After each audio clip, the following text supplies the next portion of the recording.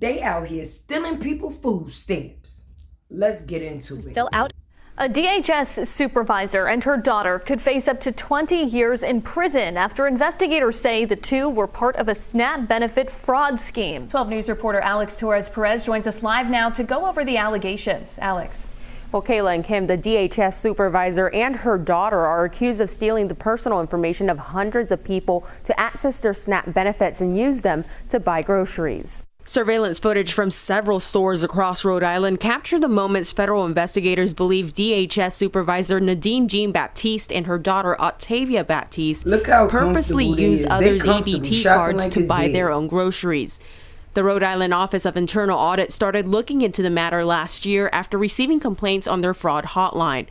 Investigators uncovered a years-long scheme that could date back as far as 2020. Yeah, but I the wonder complaint who says else Nadine, who's been a DHS principal clerk clerk since 2013, would access SNAP recipients' personal information to check EBT card balances and change the pins since in order 2013 to use the cards. and we in 2024. Records show her daughter was doing the same thing. The U.S. District Attorney's Office of Rhode Island believes they both accessed hundreds of cards valued at around $191,000. The victims often being homeless, in jail, or even kids. A mother of an 8-year-old child told investigators she's been having problems getting benefits in Florida because her son's identity was being used in Rhode Island.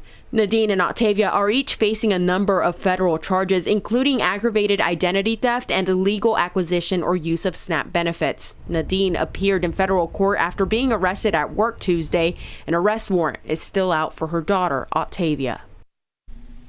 And the Rhode Island Department of Human Services told me they are helping with this investigation and are committed to protecting these benefits. However, they could not comment on the investigation as it is a personnel matter. Hey y'all, coming up new it's your girl Tay with the T, and you know you're gonna get them sips from me. It's YouTube's favorite unicorn, baby. Let's get into it. Well, apparently a DHS supervisor and her daughter decided to steal $191,000 in EBT SNAP food stamps. You heard me. They out here snatching and snapping people food stamps. The lady worked at the DHS, so of course she was hands-on with people's personal information. She went as far as changing people's passcodes and stealing their personal information, such as those that are in jail, those that are homeless, and even to the nature of children, okay?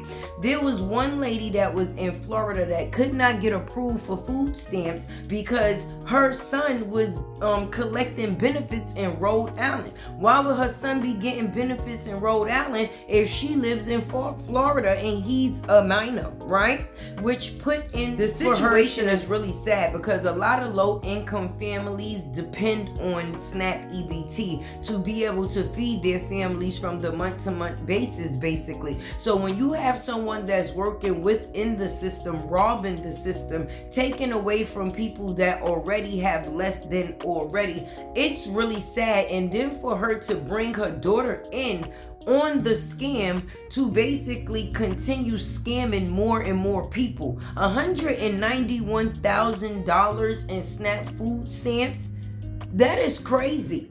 That is crazy. We depend, or people depend, that when they go into certain offices, that giving their personal information would be okay. But when you got people working behind those lines that is trying to find a come up by any means necessary, you have to worry because you're giving these people your date of birth, your social security number, and your home address if you have one. That is what personal information is consisted of when you call into any institution. That is how you are identified. So if they already have this personal information, they no longer need you to tap into what it is that you might have. $191,000. Like I said, this lady, she was comfortable. She was comfortable, so comfortable she brought her daughter in on the mission. They had to be tracking this lady for at least a year because they was getting reports on the fraud hotline over and over and over again, and they trying to figure out, well, what extension could this be coming from? And lo and behold, the DH supervisor, which is in Long Island, and her daughter was basically found and investigated, and they didn't just run up on her. No, that would have been too easy. They let her think that things were sweet while they recorded her over months and months and months of time. Do you understand? So that way they would have the evidence and the information that they would need to be able to proceed and move forward with the situation. But it just shows that no situation is actually safe. You actually have to worry about any and all places that you go into and give your, or have to give your personal information, because you never know, okay, the person that's working behind that desk, what is their game? What are they trying to gain, or are they trying to gain in any type of way? And will you be the gain that they get? Because they're human beings with jobs, right? And a lot of people be feeling like they overwork and underpaid. Overworked and underpaid. So this makes them think of all type of scamming ways where they can get a come up to make more than what it is that they are making. Now, what is crazy, these people will attempt to do something and it's supposed to be like a one-time only thing, but it seems like they get addicted to be able to spending the money so comfortably. You understand? It becomes almost to the fact is like they're spending it as if the money is theirs. They done got to the point of being so comfortable they're not even scared anymore, as if they're not committing a crime. They walking into the stores as if the cards that's possibly yours is theirs, and they're shopping with no fears. At the end of the day, this is crazy, because you know how many homes was left possibly without no food from the things that they chose to do to multiple people? Like, do you know over and how long this could have possibly, like, do you know the course of time this could have possibly been going on before they even found out about it? How many people she actually did dirty? How many people actually was thinking that, what am I doing wrong that I'm not able to get the help that it is that I need? And that's because someone was possibly stealing your benefits that you were actually getting. When we go down to these places and we see that there's certain changes, we can't really complain about the changes, right? Will we be able to complain about the changes if we were the ones going into the DHS and asking them for their help? If we noticed that something was different, most times that they would say that it's something that would have to do with the client, basically. So far as you being a client and trying to figure out what it is that you did when it was actually something you really didn't do, it's because somebody was stealing from you. And from the factors of it being like, what type of heart do you have when you know that these people is coming in here down real bad? They homeless, it's babies that you robbing, people that's in, these is people that is well left with nothing already, and you're gonna take the little bit of nothing that they have and make it even less.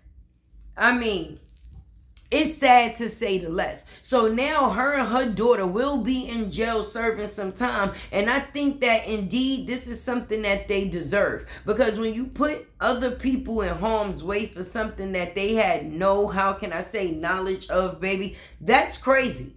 That's crazy. And these people was comfortable filling their houses up with food while other people's went with no food at all. They had people coming into this office possibly sitting for hours, okay, waiting for something that possibly would be able to help them, help their family, and help their situation, only to possibly be turned away with nothing. And the bad part about it is they were actually approved, but that person that was behind that desk did nasty do's and told them that they possibly wasn't, only to take the funds that they were actually approved for and go shopping with them same funds on their own with their family to fill up their fridge and their friends. Could you imagine how many social gatherings she was the person that decided, hey, I'll bring such and such with no problem, because she knew that she didn't have to worry much. She was going to be using other people's benefits to take care of it.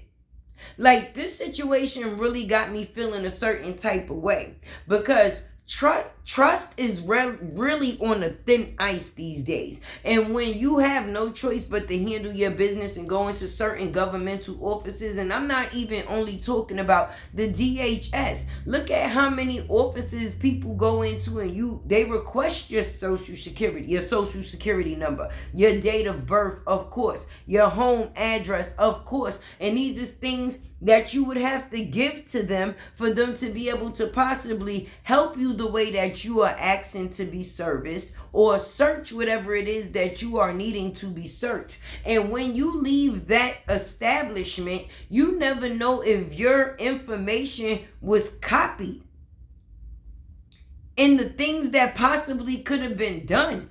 I mean, people out here probably buying boats and all type of stuff with other people's information. It's very sad to say the least, and I'm happy that they put her behind bars. And if you do receive EBT SNAP food stamps, I would think that you should check into some things. And if some things that you've been told about your case don't seem to be straight, then baby, check into that as soon as possibly. Okay, and if anything seems like it's off, call the fraud hotline Call the fraud hotline, because 9 times out of 10, something ain't right. Something ain't right. So hopefully this information gets to who needs it, and hopefully this video is definitely helpful to someone. And I'm praying that after that 191,000 that they caught people for, that there's no more. But of course, she's just one of many. She's just one that got caught slipping. I wonder if somebody put her onto this mission. Like if it's a group of people within the DHS system, or that's just robbing people. That's just robbing people, feeling like, okay, they're overworked and underpaid, so they're going to make money in other ways. They may have caught her, but how many of hers is still in that office? How many people just like her is still working every day and doing people the same exact way? So hopefully, just like she got caught, many others that's doing the same thing that she doing, we hope they get caught too. That's for sure. Anyway, this is your girl Tay with the T. You know you're gonna get them sips from me. Make sure you like, comment, share, subscribe. Keep your girl alive. Okay, if you are not a subscriber, please become a subscriber, friend. The button is right there. Like I said, this is YouTube's favorite unicorn, baby, and I am here to basically bring the information that I come across and bring it to you. So welcome to my channel. La la la la la la lattes were a la la la la la la lattes were a